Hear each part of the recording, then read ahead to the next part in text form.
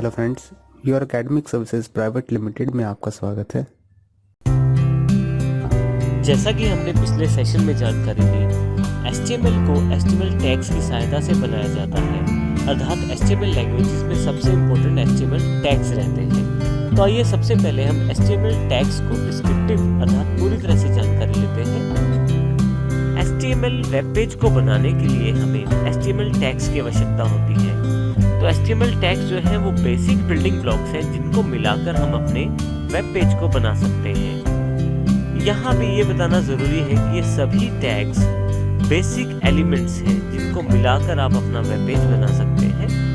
HTML language में बहुत सारे टैग्स अवेलेबल हैं और ये मुख्यतः पेयर्स में अवेलेबल हैं। पेयर्स का अर्थ ये है कि मुख्यतः ये दो प्रकार से प्रयोग किए जाते हैं।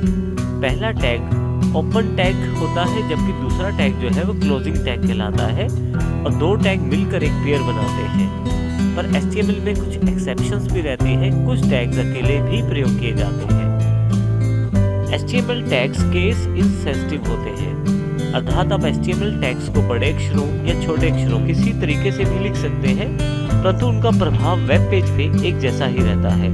अर्थात आप चाहे बड़े अक्षरों में अपने HTML टैग को लिखें या छोटे अक्षरों में, दोनों का जो कंटेंट डिस्प्ले है वो एक जैसा ही होगा।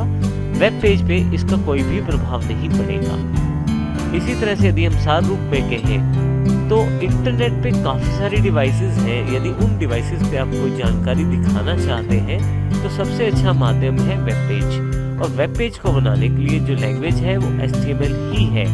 यहाँ पे यदि देखें नीचे की तरफ हमारे पास काफ़ी सारे टैग्स के एग्जाम्पल दिए गए हैं, जैसे HTML, image, body, H1, P, B और HR। इस प्रकार के काफ़ी सारे टैग्स अवेलेबल हैं HTML लैंग्वेज में, जिनको मिलाकर हम अपनी वेबसाइट या वेब पेजेस बनाते हैं। तो आइए अब हम ये समझते हैं कि HTML टैग को किस प्रकार बनाया जाता है। HTML टैग को बनाने के लिए आपको देखें यहाँ दो एंगुलर ब्रैकेट्स की आवश्यकता रहती है। ये दोनों ब्रैकेट्स मिलकर किसी टैग को डिनोट करती हैं। जैसे कि मैं HTML फाइल को खोलने के लिए जिस टैग का प्रयोग करता हूँ वो, जैसे कि HTML फाइल को शुरू करने के लिए जिस टैग का प्रयोग किया जाता है वो HTML टैग कहलाता है। तो यहाँ मेरे पास HTML फाइल को ओपन करने के लिए, शुरू करने के लिए जो टैग है वो HTML है। तो मैं दोनों एंगुलर ब्रैकेट्स के बीच में HTML टाइप कर देता हूँ, तो ये मेरा ओपनिंग टैग कहलाता है, जहाँ से मेरी HTML फाइल शुरू होने वाली है।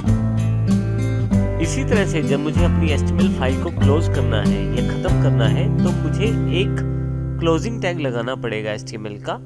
अब यहाँ देखें तो एंगुलर ब्रैकेट्स में एक फॉरवर्ड स्लैश का प्रयोग किया गया है। बाकी टैग बिल्कुल सेम है ओपनिंग टैग जैसा। इस फॉरवर्ड स्लैश का अर्थ ये है कि हमारा ये टैग क्लोजिंग टैग के रूप में प्रयोग किया जाएगा और जहाँ पे ये टैग आ जाएगा उसके पश्चात तो वहाँ पे हमारी HTML फाइल जो है वो क्लोज हो जाएगी। जैसा कि मैंने पहले जानकारी दी, काफ़ी सारे टैग्स अवेलेबल हैं हमारे पास HTML में। किसी भी टैग को बनाने के लिए आपको इन एंगुलर ब्रैकेट्स का प्रयोग करना ज़रूरी रहता है। जैसे कि यहाँ नीचे दिए गए उदाहरण में HTML टैग को प्रयोग करने के लिए एंगुलर ब्रैकेट्स का प्रयोग किया गया है और बीच में HTML लिख दिया गया है। इसी तरह से यदि आपको इमेज टैग का प्रयोग करना है किसी पिक्चर को अपने वेब पेज में लगाने के लिए तो IMG टैग को प्रयोग किया जाता है। अपने वेब पेज के कंटेंट को दिखाने के लिए बॉडी टैग का प्रयोग किया जाता है।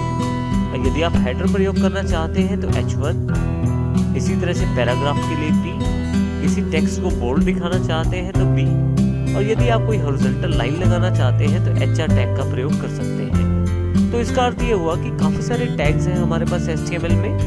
एंगुलर ब्रैकेट्स का प्रयोग करते हुए हम आसानी से अपने टैग्स को डिनोट कर सकते हैं। काफ़ी सारे टैग ऐसे हैं जो ओपन और क्लोजिंग कॉम्बिनेशन में आते हैं, परंतु काफ़ी सारे टैग ऐसे भी हैं जो विदाउट क्लोजिंग टैग भी प्रयोग किए जाते हैं, जैसे कि उदाहरण के लिए HR टैग। तो मुख्यतः HTML टैग्स की जानकारी के साथ ही हम अपने वेब पेज की शुरुआत कर सकते हैं।